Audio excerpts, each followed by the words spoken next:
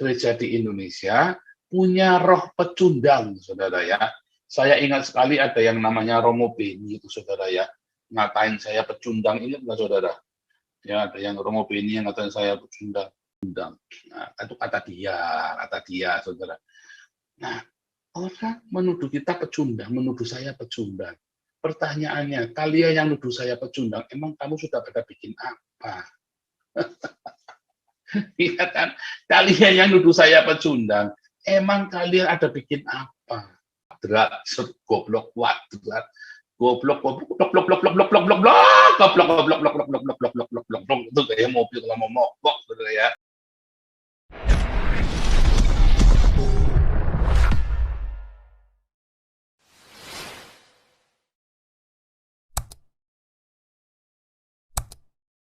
Shalom Israel, Shalom Haifa, Shalom Yerusalem, Shalom Indonesia Diaspora. Hari ini Nabi ke-26 dan rombongannya kembali menggubrak setelah saya ada banyak gangguan ya selama beberapa minggu untuk live memang, tetapi gangguan itu positif ya saudara ya, sehingga memang 2 minggu 3 minggu ini kita memang live-nya kurang greget ya.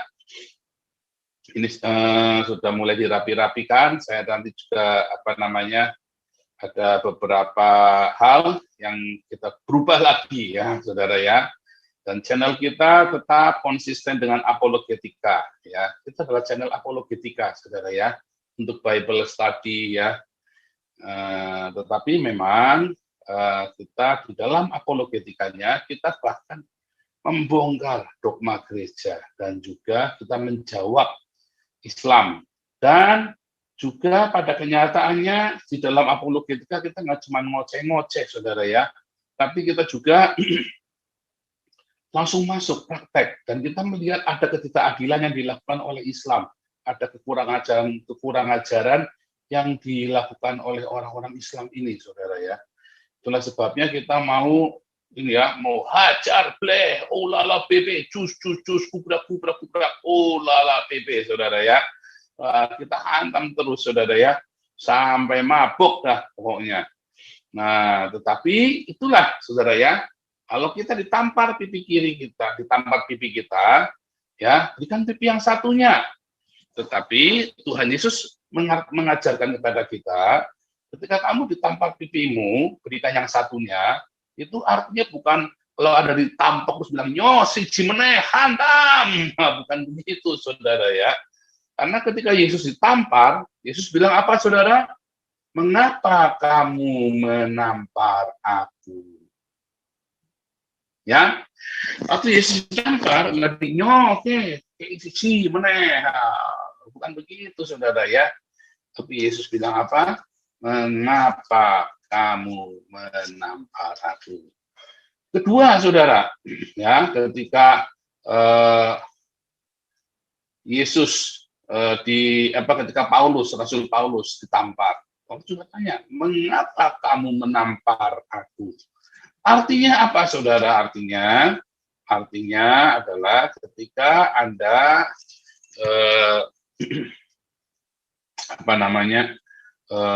ada yang menganiaya Anda, ya, Anda harus tanya, mengapa kamu menganiaya aku? Ya, Anda harus minta klarifikasi. Mungkin Anda memang salah, ya kan? Bisa jadi. Ya, saya lihat beberapa orang Kristen yang penginjilan di Yerusalem memang salah, saudara. Caranya mereka nyerang orang Yahudi, saudara ya. Yang ngawur, ngamuk orang Yahudi ya, saudara ya.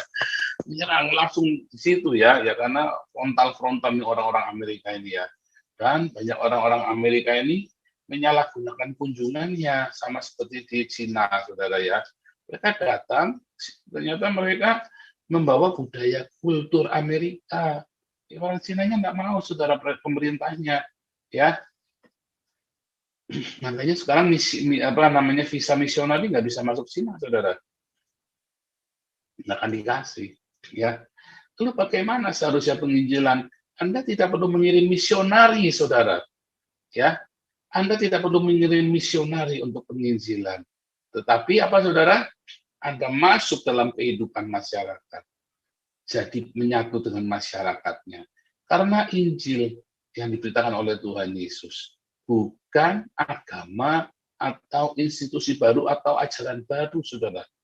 Tapi Injil adalah kabar sukacita bagi orang-orang yang kita datangi, saudara ya. Itu sama seperti waktu saya penginjilan di Indonesia, saudara ya. Kita masuk, mengapa saya banyak membaptis jiwa-jiwa? Ya, banyak sekali, saudara ya. Nah, kenapa kita banyak membaptis jiwa-jiwa? Karena kita masuk dengan alami, saudara ya. Dulu saya nggak ngerti ada metode ini, metode itu. Bahkan banyak orang nanya, Pak, metode yang paling tepat untuk memberitakan Injil. Nggak ada, saudara. Yesusnya jadi salib kok. Para rasul jadi bunuh kok. Apakah ada metode tepat yang untuk memberitakan Injil? Nggak ada. Tidak ada satupun metode yang paling baik untuk memberitakan Injil. Karena metode yang benar untuk memberitakan Injil adalah hidupmu adalah surat yang terbuka, yang dibaca semua orang. Karena hidupmu, perbuatanmu bicara lebih keras daripada perkataanmu, saudara. Ya, itu benar, saudara ya. Nah, kemudian apa, saudara? Ketika kita memberitakan Injil, ya, maka itu adalah kabar sukacita, tidak cuma teori doang, saudara. Anda lihat para rasul, ya, lihat dari Yesus dulu, ya, ketika Yesus mulai memberitakan, mulai mengajar dan memberitakan Injil, dia juga memberi makan, saudara ya, memberi makan, ya. Ketika para rasul memberitakan Injil, mereka juga memberi makan. Ketika kita memberitakan Injil, kita juga memberi makan. Itulah sebabnya kita punya damar kasih, damaris, sama kita juga ada galarua. Ya, sebentar, ada hagios embun pagi dulu, saudara. Damaris untuk memberi makan semua orang. Ya, damar kasih untuk apa? Untuk penginjilan. Ya. Untuk kita bisa membangun desa-desa. Kemarin kita baru panen lele ya. Ini kita mau bikin lagi duplikasi ya untuk proyek lele ya di daerah Parung. Ya, saudara, khusus yang di Parung ini ya memang bekas orang-orang yang tidak baik, saudara ya. Sehingga memang masalahnya banyak ya. Nah, kami dari Damar Kasih sama Damaris sepakat Pak Siliwangi yang menjadi koordinator. Nah, tapi ada yang nggak suka ternyata, saudara ya. Ada yang nggak suka dengan Pak Siliwangi. Ya, apa boleh buat. Kita pokoknya percayanya dengan Pak Siliwangi. Begitu, saudara ya. Karena di dalam pemberitaan Injil, di dalam kita memberi makan, ya harus ada yang menjadi koordinator. Nah, kalau misalnya orang ini gara-gara nggak suka, nggak mau kasih makan, ya udah nggak usah makan. Gitu saja, saudara. Iya kan? Nggak usah. Ya, terus malah berintrik, berpolitik, mau segala macam. Nah, kita akan support Pak Siliwangi ya, saudara ya. Kalau mereka nggak mau dengan Pak Siliwangi, nggak usah. Itu saja, saudara. Nggak usah. Nah, jadi kita begitu ya. Ini saudara yang di Damar Kasih, di Damaris, ya ada yang ini ya, wah nggak suka dengan ini, ya udah kita bisanya begitu. Anda tidak bisa mengubah keputusan ya, karena apa? Anda ini bukan demokrasi, saudara. Ini yayasan di mana kita harus bertanggung jawab terhadap para donatur, bukan kepada Anda. Ini kita bukan lagi demokrasi. Oh, Pak, kan harus ada demokrasi. Enggak, bukan demokrasi. Kita demokrasinya di dalam yayasannya, bukan Andanya yang lagi kita tolong lalu Anda menuntut ganti orang. Ya sudah, kalau Anda enggak mau, enggak usah, enggak apa-apa. Nah, ya, saudara ya. Nggak usah, nggak apa-apa. Kalau Anda tidak mau berdiakonia, nggak usah, nggak apa-apa. Kalau Anda tidak mau dibikin proyek yang ikan lele, nggak mau, nggak apa-apa. Kita ada banyak sekali, ya. Kita dananya banyak, uangnya itu bisa buat lainnya. Begitu, saudara ya. Nggak usah pakai babi-bu. Nah, masalahnya, kita percayanya dengan koordinator ini. Kalau kamunya tidak mau dipimpin, ya sudah, nggak usah, nggak apa-apa. Nggak usah susah-susah. Sama ya, lalu kita lagi ngasih makan, lalu Anda tidak suka sama yang ngasih makan, lalu Anda nggak mau makan. Ya nggak usah makan. Masa kita ganti orang yang kita percaya, lalu diganti. Terus ya kan?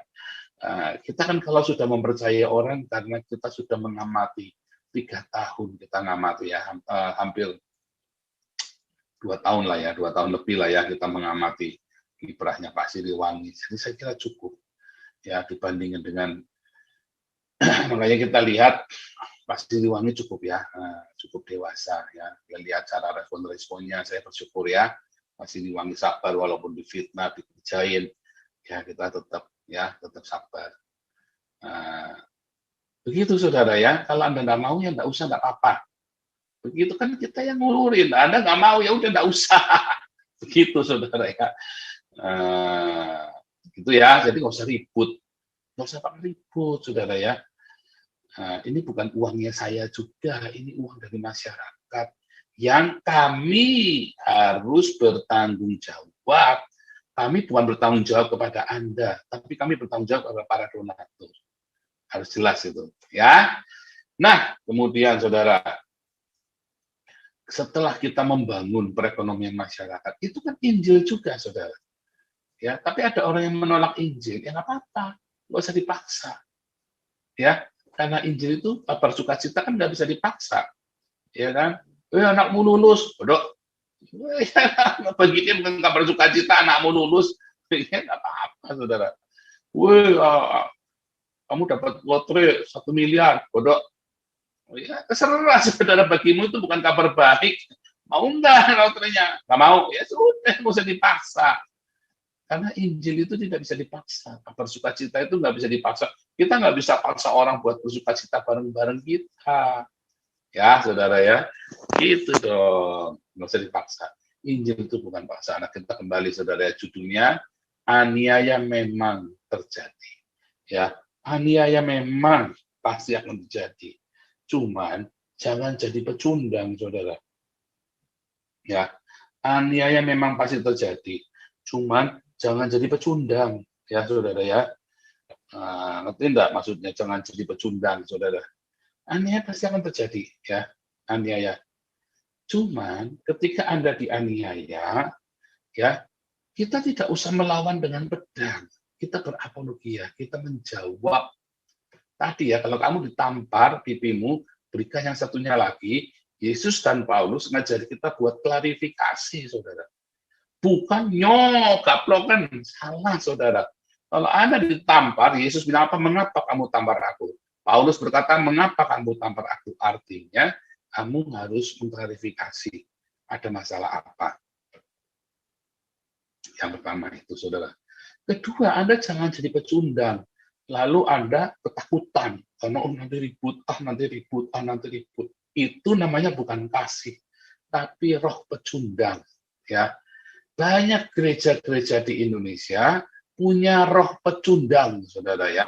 Saya ingat sekali ada yang namanya Romo Beni itu, saudara ya. Ngatain saya pecundang, ingat nggak, saudara? Ya, ada yang Romo Beni yang ngatain saya pecundang.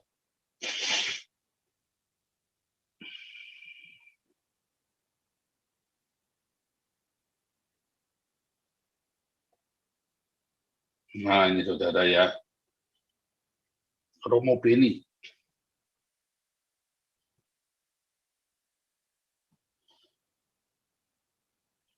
Nah, ini saudara ya, atau ya Romo Beni ini ya.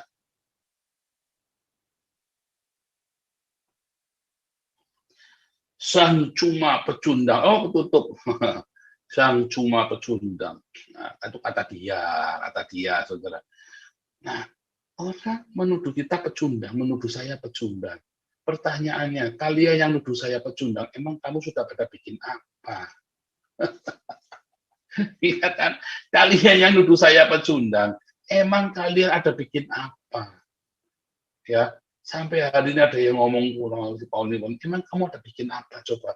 Emang kamu ada bikin yang lebih besar dari yang saya lakukan, yang lebih dahsyat, yang lebih heboh daripada yang saya lakukan?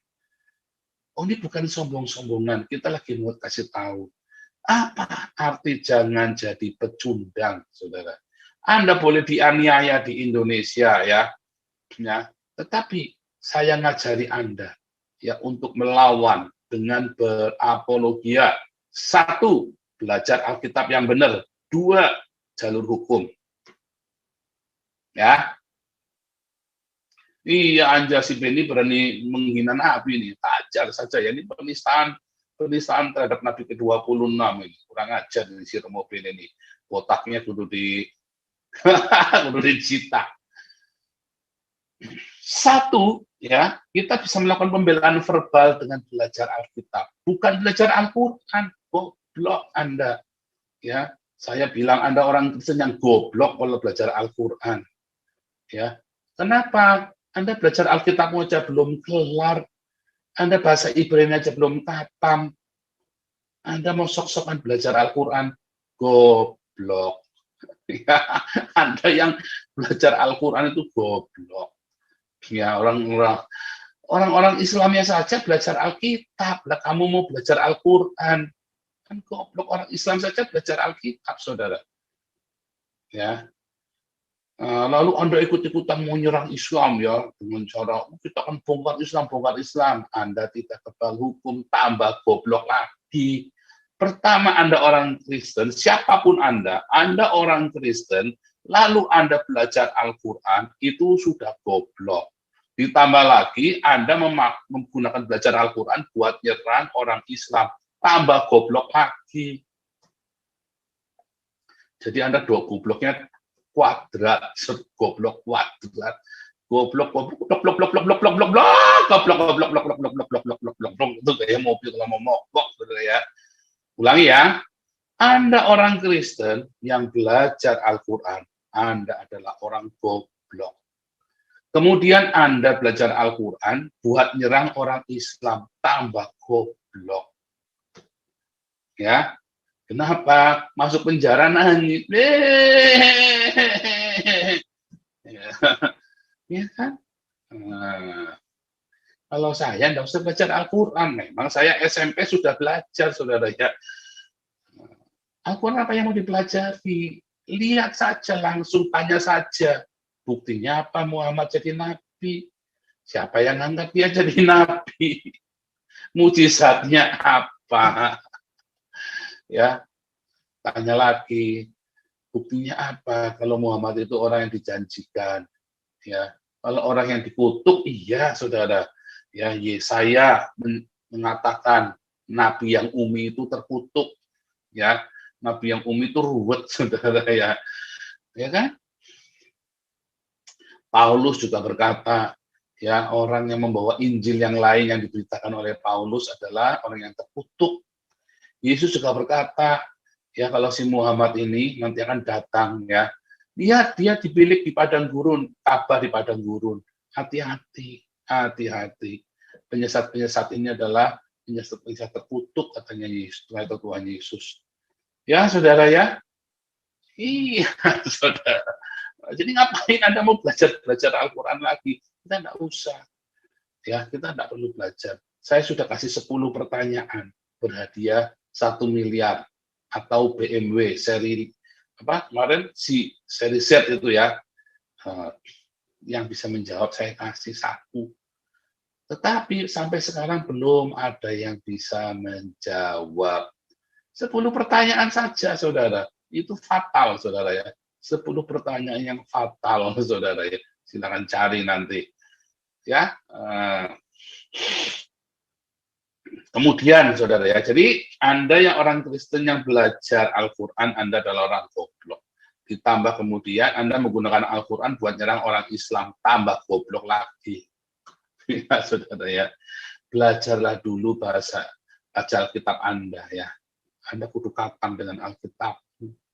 Kedua, ya, Anda harus belajar bahasa Ibrani, makanya ikutlah kelas evangelis, saudara ya. Makanya ikut kelas evangelis ya. Sebentar, ini saya mau ngecek caranya.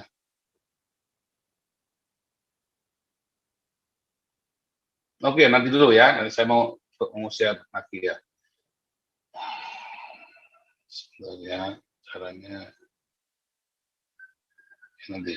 Nah, saudara, kalau Anda lihat ya, bagaimana sih sebenarnya ya supaya jangan jadi pecundang. Karena kayak Romo Beni ini pecundang, saudara. Dia ini susu yang pecundang. Dia ditindas sama orang Islam, dia nggak bisa apa-apa. Apa coba yang bisa Romo Beni perbuat ketika orang Kristen dan minoritas lainnya ditindas? Dia nggak bisa bikin apa-apa. Apa yang bisa dia bikin greget mana? Nggak ada, saudara ya.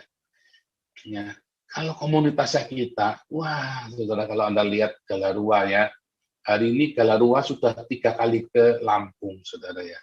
Apapun hasilnya, tetapi kita paling lihat sudah melakukannya, saudara.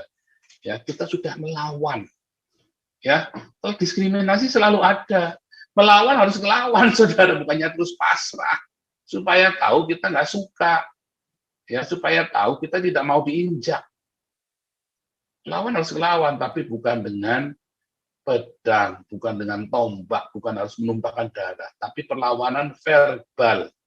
Ya, makanya kita boleh melawan, satu, dengan verbal, belajar Alkitab yang baik.